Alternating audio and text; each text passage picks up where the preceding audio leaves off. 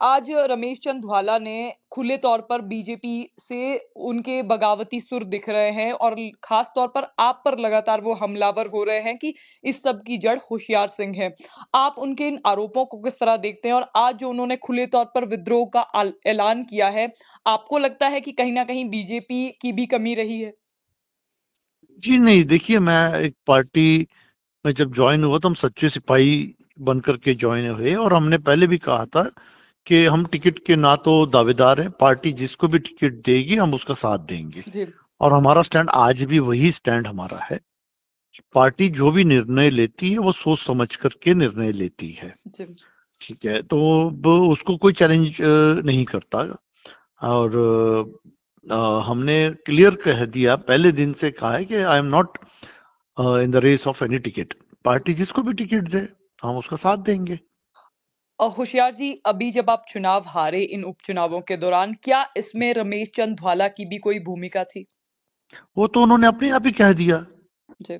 उन्होंने पिछले 2 press conference में कह दिया कि हमने होशियार सिंह का विरोध किया और हमने उनके एंटी काम किया, पार्टी के एंटी काम किया जी। और उनको हराया हमने। और हमने कुछ लोग जो थे उनको डेपुटेशन में कांग्रेस पार्टी ज्वाइन करवा दी थी हमने। और उन लोगों ने जो है कांग्रेस में ज्वाइन करके भारतीय जनता पार्टी को हराया। ये रमेश चंद। होशियार सिंह को नहीं हराया, इन्होंने होशियार सिंह को नहीं हराया, इन्होंने पार्टी को हराया। जी। होशियार जी, लगातार रमेश चंद ढवाला ये भी कह रहे थे कि पार्टी में उन्हें उचित मान सम्मान नहीं मिल रहा है और आप भी उन्हें कई कार्यक्रमों में बुलाते भी नहीं है। तो ऐसे में आपने उनसे बात करने की कोशिश की थी क्या? जी बिल्कुल, मैं अपने इलेक्शन से पहले उनके घर गया, उनसे मैं मिला, उनको मैंने कहा कि आप पार्टी के लिए कार्य करो, पार्टी के हैं, हम भी पार्टी के हैं। आप ज्वाला जी से आपने हमेशा इलेक्शन लड़ा, आपको पार्टी ने ऊंचा स्थान दिया, आपको 2 बार मंत्री बनाया, 1 बार चेयरमैन बनाया, कैबिनेट रैंक दिया।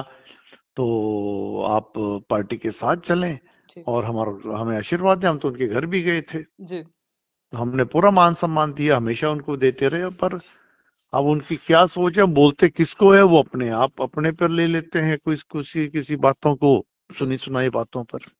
देखिए, जब अभी संगठनात्मक बीजेपी के चुनाव हो रहे थे, तब भी ये जी रार देखने में आ रही थी। तो क्या उनसे आपने आपने कहा कि आप उनसे मिलने गए थे, आपने उन्हें समझाने की भी कोशिश की। क्या फिर से जी आप कोशिश करेंगे क्या? जरूर करेंगे, वो वरिष्ठ नेता हैं पार्टी के।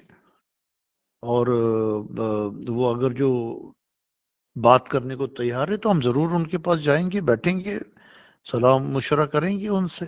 क्या इस संदर्भ में आप हाईकमान से भी बात करेंगे?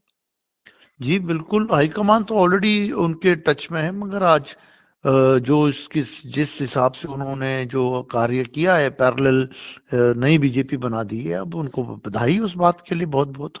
आगामी समय में आपको लगता है कि आपको एक बार फिर वो डेंट कर जाएँगे? देखिए, कोई किसी को डेंट नहीं करता। जी। इतने बड़े दिल्ली में इलेक्शन हुए, दिल्ली में बड़ी भारी जीत मिली भारतीय जनता पार्टी को, हरियाणा में बहुत भारी जीत मिली, महाराष्ट्र में बहुत भारी जीत मिली। जी। पार्टी से ऊपर कोई नहीं होता, संगठन से ऊपर कोई नहीं होता। पार्टी और संगठन मिलकर के ही इलेक्शन लड़ते हैं और जीत जीत हासिल होती है। और यदि कोई व्यक्ति ये कहे कि वो पार्टी से ऊपर है तो वो गलत होता है। होशियार जी, आप पूरी तरह एडजस्ट हो गए हैं क्या बीजेपी में?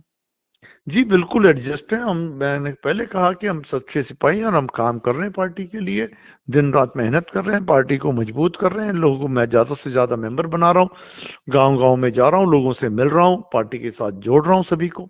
जी। आपका बहुत-बहुत धन्यवाद। धन्यवाद।